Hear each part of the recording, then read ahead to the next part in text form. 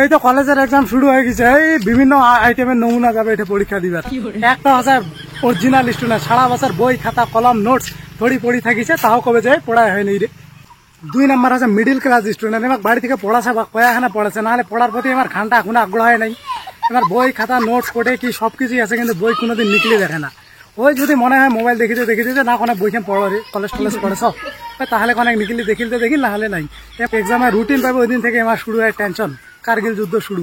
ছেলা আমার মনে হয় যে বইটাই পড়িয়া নেগিবি, ওই ইনস্টাগ্রাম ফেসবুক ধক্কাতে এনার ডিলেট সিলেক্ট করে দেয় রে।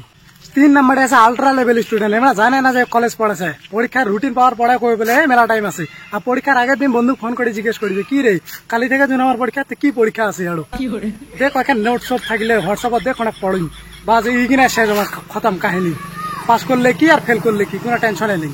4 নম্বর আছে আলট্রা প্রো ম্যাক্স স্টুডেন্ট, এমা পরীক্ষার কথা বলে হিটা আর কি জিনিস দিয়ে পরীক্ষা টরীক্ষা, এমনি তো নামে অ্যাডমিশন করছে আছে ওই কলেজে সোশ্যাল করে ফ্রেশার রিলে যাবার তেলে।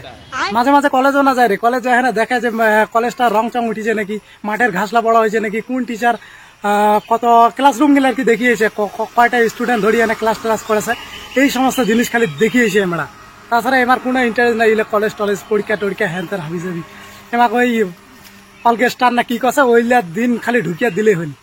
তো তোমরা কোন লেভেলের স্টুডেন্ট কমেন্ট সমেন্ট করা। মুই তো কলেজ যায় খালি একটা জিনিস শিখিছু যে কলেজের ফিস কেমন জমা দিবেন নাকি।